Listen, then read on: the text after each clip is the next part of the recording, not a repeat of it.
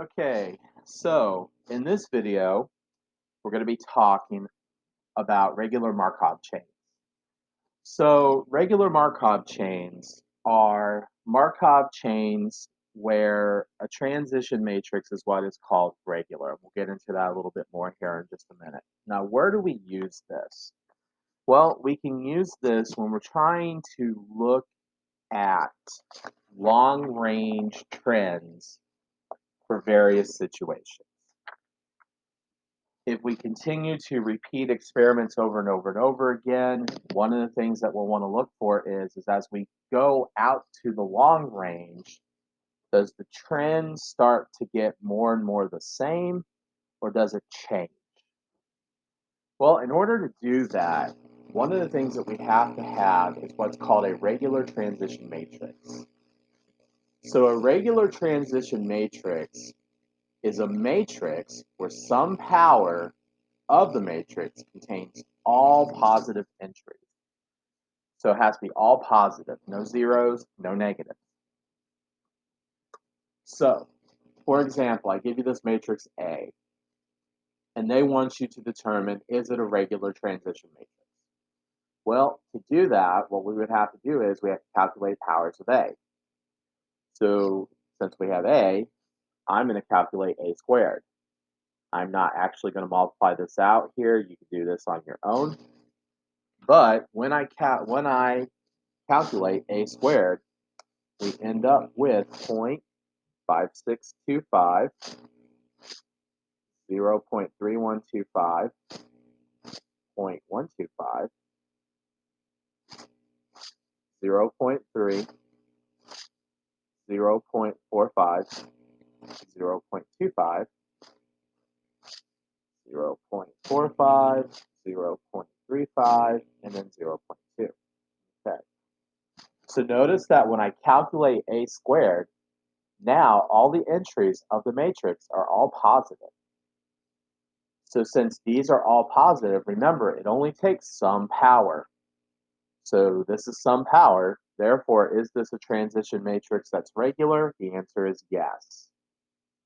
So A is a transition matrix.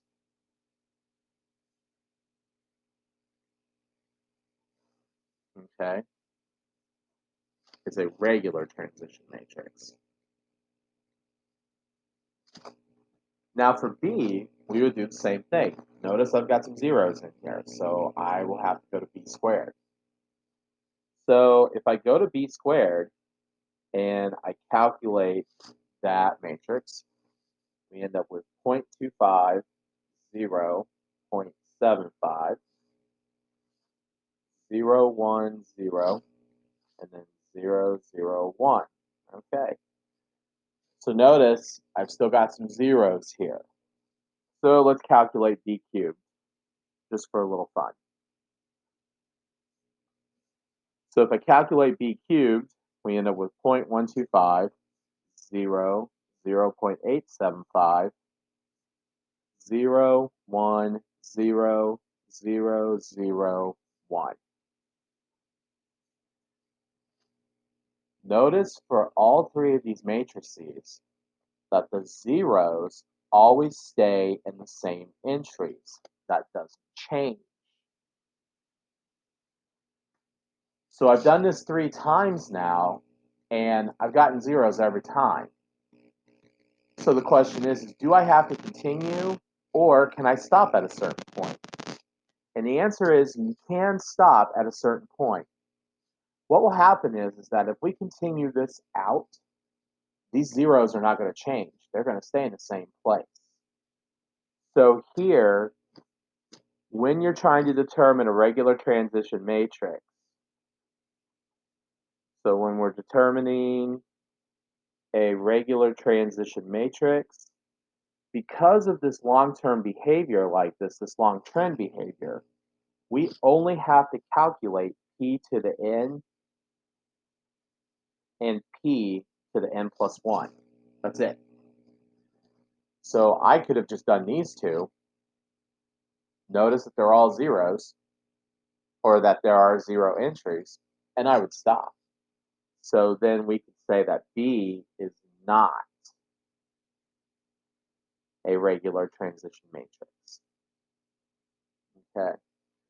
So again, I'm going to divvy this up into different parts to make the video shorter, to make it more manageable. So I'm going to go ahead and stop here. So in the next video, we're going to talk about equilibrium vectors, or they could also call them fixed vectors for a Markov chain.